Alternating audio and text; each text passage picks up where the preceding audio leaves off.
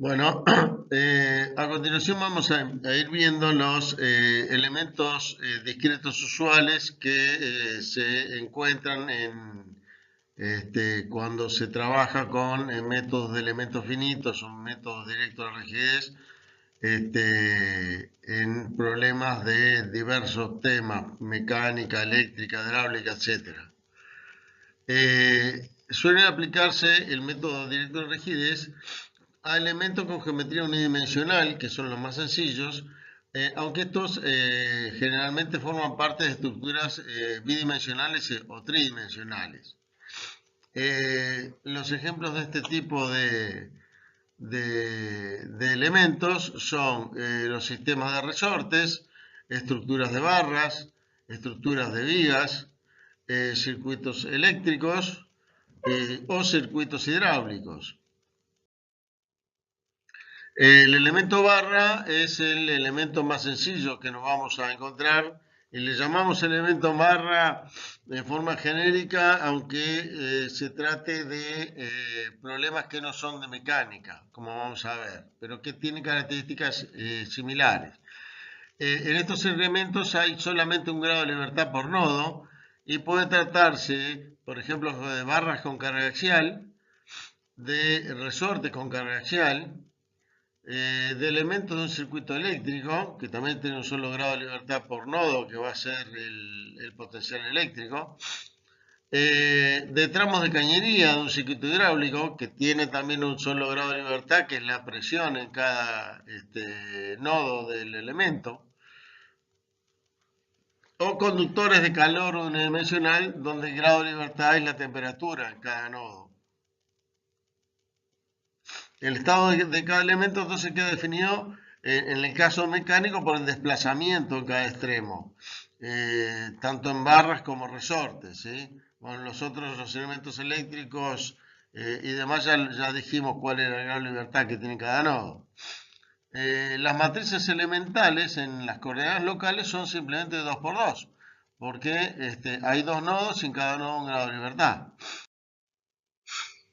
Entonces, considerando el elemento barra, en el caso de las barras y resortes, el estado es, la variable de estado es el desplazamiento, que es unidimensional en el sistema de coordenadas local, porque solamente es axial, pero es vectorial en el sistema de coordenadas globales, porque ese desplazamiento va a tener una dirección colineal con la posición de la barra. La ecuación de equilibrio de cada nodo en este caso va a ser vectorial en 2 o 3 dimensiones, porque esos desplazamientos son vectores en el sistema de coordenadas global y dependen de la geometría en que está colocado el elemento. Entonces, antes de ensamblar el sistema va a haber que pasar las ecuaciones elementales de las coordenadas locales a las coordenadas globales aplicando las rotaciones que ya hemos visto antes.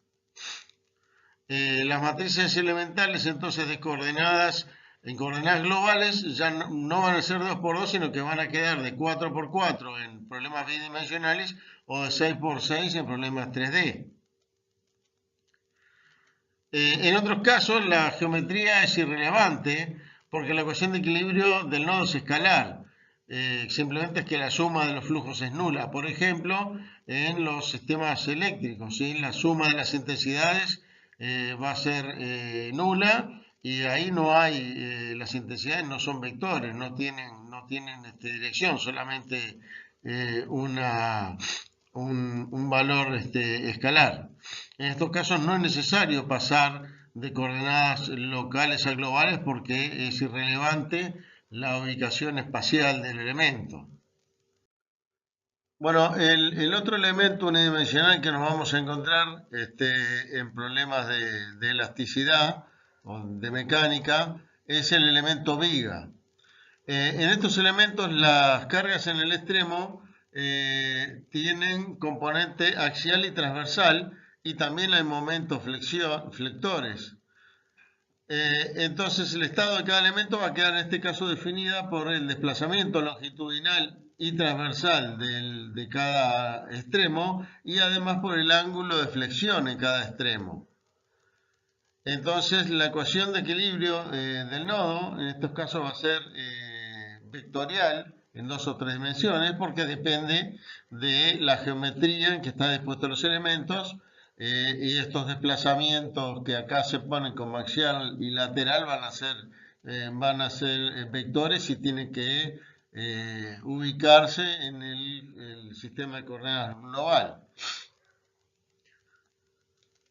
Antes de ensamblar entonces el sistema en un sistema general hay que pasar las ecuaciones de cada elementales de cada elemento del sistema de coordenadas local al sistema de coordenadas globales por las rotaciones como ya hemos visto. Y entonces las matrices elementales que originalmente son de 6 por 6 en 2 dimensiones van a quedar de 6 por 6 y en 3 dimensiones van a pasar a 12 por 12. Bueno, como ejemplo vamos a determinar los desplazamientos y giros no prescriptos y las fuerzas y momentos de reacción en los empotramientos de una estructura de 2 barras que están empotradas del lado izquierdo y que tienen las barras, las dos, tienen un área de sección transversal de 1000 milímetros cuadrados, un momento de inercia de 20.000 milímetros a la cuarta y el módulo de elasticidad de 200.000 megapascales. Como se ve en el dibujo, repito, teníamos estos empotramientos del lado izquierdo, luego la barra horizontal tiene una carga distribuida de 50 kN por metro y está sometida también a un momento en el nodo 2 que une las dos barras de 250 Nm. Aparte hay una fuerza puntual hacia abajo de 10 kN en ese nodo 2. En la figura del lado derecho se muestra el modelo idealizado en un software de elementos finitos, donde se muestra la flechita que está en el medio del miembro 2, corresponde a la carga distribuida. La flecha grande sobre el nodo 2 en verde es la carga puntual. El círculo celeste, ese es el momento aplicado en ese nodo. Y después se ve que los nodos del lado izquierdo tienen unas marquitas ahí rojas que indican que no se pueden desplazar ni en la X ni en la Y. Y el círculo rojo, que en realidad es un vector perpendicular al plano, que se ve que está marcando que no puede haber giro tampoco en esos nodos. O sea, están fijados completamente por el empotramiento. Bueno, cuando en este software de elementos finitos, que es el Megway, se resuelve este sistema, se obtienen estos resultados, donde acá se ve cada uno de los nodos, cuáles son las coordenadas X y Z del nodo, los desplazamientos en dirección X y en dirección y la rotación alrededor del eje Z. Y luego aparece la fuerza de tensión en cada uno de los nodos, el esfuerzo cortante y el momento que sufre cada uno de los nodos, que en el caso de los nodos 1 y 3 serán los momentos de reacción, ¿sí? En el caso del nodo 2 es el momento aplicado más el que corresponde a el que resulta de la carga de la fuerza distribuida.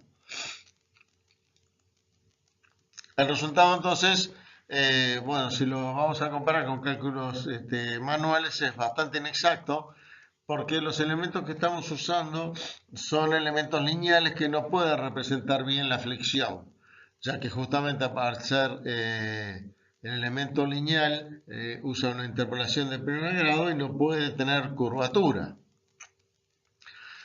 Para tener un resultado más exacto hay que utilizar elementos hermíticos o bien dividir cada uno de estos elementos en muchos elementos lineales, sin no usar un solo elemento por cada miembro, sino usar, no sé, 10 elementos por miembro, en cuyo caso sí se obtiene valores que prácticamente van a ser como los que darían un cálculo manual.